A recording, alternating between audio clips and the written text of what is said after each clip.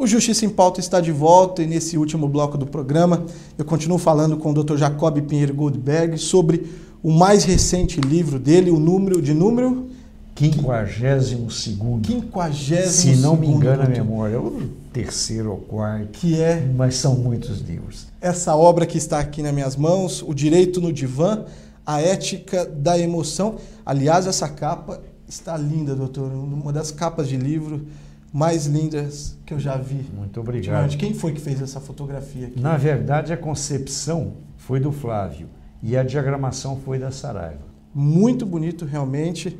A capa já nos instiga, já dá vontade de comprar o livro e levar para casa e ler. É ótimo, muito bonito mesmo. A capa e o título também.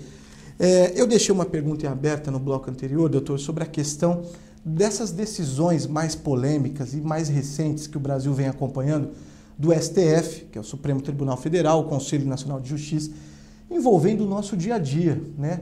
Questões cotidianas que afetam a vida de milhares de pessoas. O que o senhor acha? A psicologia, qual a análise psicológica que o senhor faz dessa questão que vem mudando o comportamento? O senhor acha que realmente o direito ele acompanha as mudanças da sociedade ou é ao contrário? Ele fica somente observando e essas mudanças ocorrerem, repercutirem na opinião pública e aí ele vem e regulamenta o que está em jogo? Inclusive, eu gostaria de dizer para você que na organização do livro participou com uma colaboração extraordinária o juiz de direito Carlos Lora de São Paulo, mostrando esta abertura que eu acredito que o direito, de alguma maneira, vem celebrando com a sociedade. Nós não podemos esquecer que, historicamente, no Brasil, a advocacia, muitas vezes, foi muito progressista em auscultar a opinião pública. Foi nas faculdades de Direito que se formou boa parte da inteligência brasileira. Ela se fez nas faculdades de Direito, nos juristas, nos estudantes. A própria revolta contra a ditadura, em grande parte, veio aqui da Faculdade de Direito da Universidade de São Paulo. Largo São Francisco, é uma referência, né? Que é uma referência histórica, né? Eu tive a oportunidade de dar aula no curso de pós-graduação da Faculdade de Direito da Universidade de São Paulo, inclusive sobre o Foucault. Quer dizer, foi outra oportunidade também interessantíssima que eu preciso citar, a professora doutora Alice Bianchini, né? Mulher, professora de Direito, jurista, professora da cadeira de Direito Penal da Universidade de São Paulo, que me convidou para fazer uma palestra sobre o caso da morte suspeita do grande escritor Stefan Zweig. E eu defendo a tese de que ele foi induzido ao suicídio, que é uma forma, na minha opinião, de assassinato, não é? Na época da ditadura do Getúlio, o que também, de outra maneira, e eu faço referência no livro, foi o caso da guerrilheira Yara Yavelberg e outros casos como tais. Quer dizer, o fato é que, de alguma maneira, com todas as dificuldades, e nós sabemos que são muitas, mas o Poder Judiciário tenta corresponder às demandas sociais. O que acontece é que nós temos hoje, Eduardo, um ritmo vertiginoso de reivindicações, de exigências, de demandas. O Brasil perdeu o bonde da Revolução Industrial. Infelizmente perdeu o bonde e nós ficamos no atraso, no obscurantismo. Nós não podemos perder o bonde da Revolução Virtual. Nós estamos vivendo agora os primórdios da tecnologia de informação absoluta, simultânea e instantânea. Esse programa que nós estamos fazendo agora aqui, o telespectador está nos assistindo.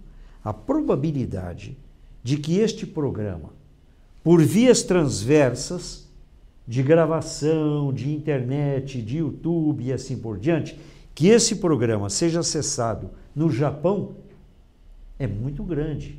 Do que épocas passadas. Do que épocas passadas. Então, cada vez mais, a clandestinidade criminosa, a infâmia do horror, da brutalidade, da violência, fica exposta. Basta o indivíduo hoje ter um celular que ele fotografa uma arbitrariedade e 5 minutos depois essa arbitrariedade está sendo vinculada no mundo inteiro. E o Poder Judiciário, a polícia, a justiça, tem que corresponder. Ela não pode mais ser uma justiça em ritmo lento. Nós não podemos ficar presos à tradição do direito de Portugal, um direito que se preocupa ainda com notas quase que, eu diria que entre taquigráficas e manuscritos na época da internet. Então, é preciso que intelectualmente, psicologicamente, e eu diria que moralmente, o Poder Judiciário, a Justiça, o jurista, o advogado, fique antenado com as ondas do tempo. E as ondas do tempo que vivemos, felizmente, são ondas de exigência dos direitos individuais, das prerrogativas individuais.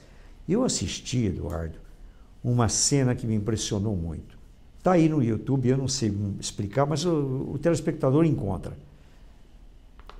Foi programado um show aqui em São Paulo e a banda não compareceu. E aí aparece um rapazinho de 14, 15 anos, e ele foi filmado e ele aparece no YouTube dizendo assim: eu vou denunciar, vozinha de adolescente, viu, Eduardo? Eu vou denunciar isso aí no meu Twitter. Isso acabou se transformando numa brincadeira na internet, mas uma brincadeira que é acessada por dezenas de milhares de pessoas. No fundo, esse moço foi um instrumento de defesa das prerrogativas da cidadania.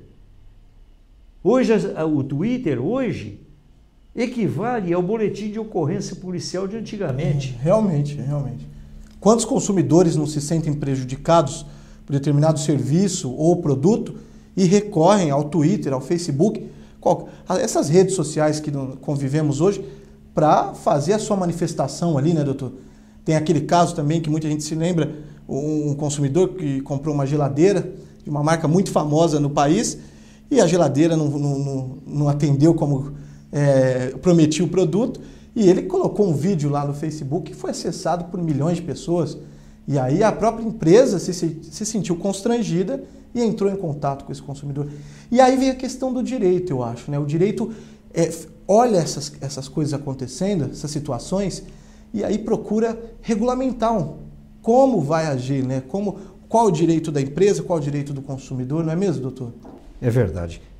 Infelizmente, na sociedade brasileira, nós temos uma tradição de que a oligarquia sempre teve um escracho de ostentação. Ela sempre esteve acima do direito.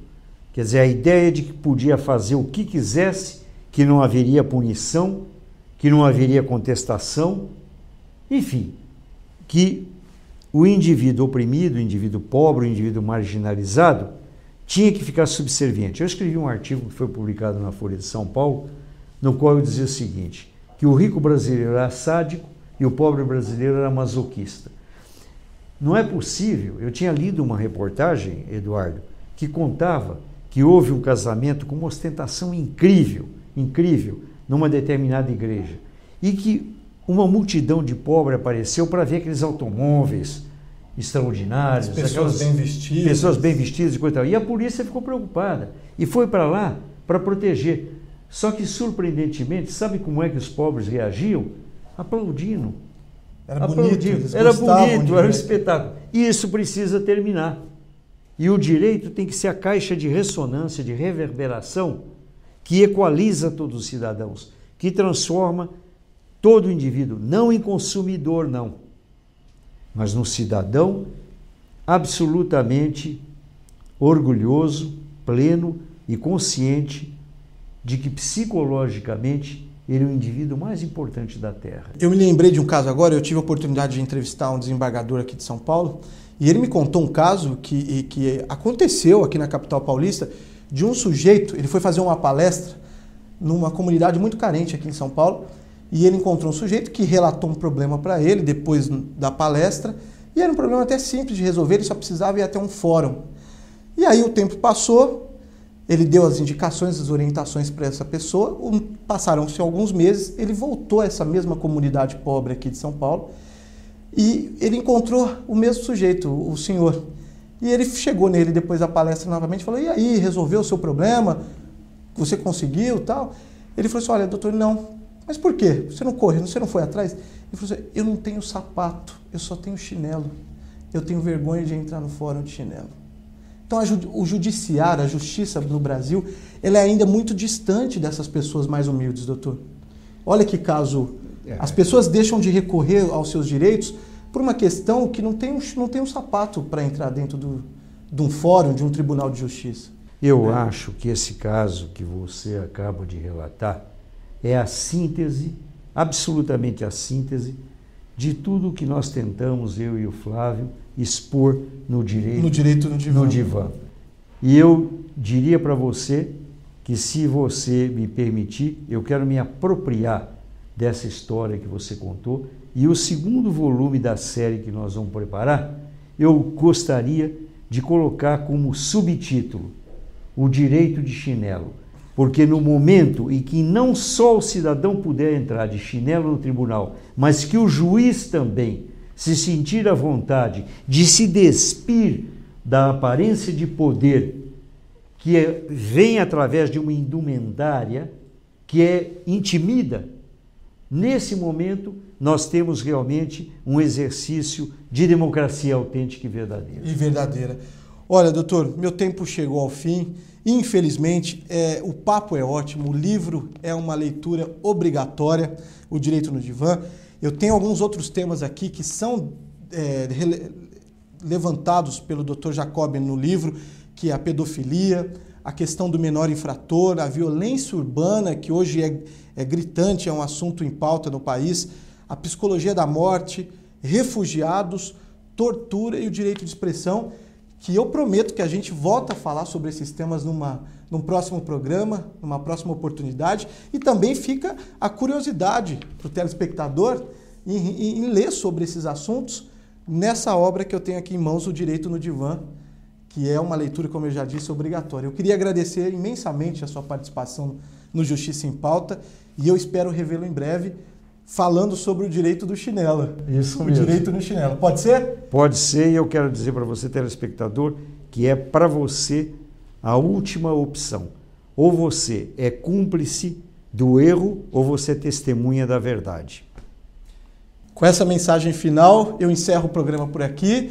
Você fica com a programação do Hit Notícias. Eu queria agradecer também a sua companhia. E a gente se vê, você já sabe, no próximo Justiça em Pauta.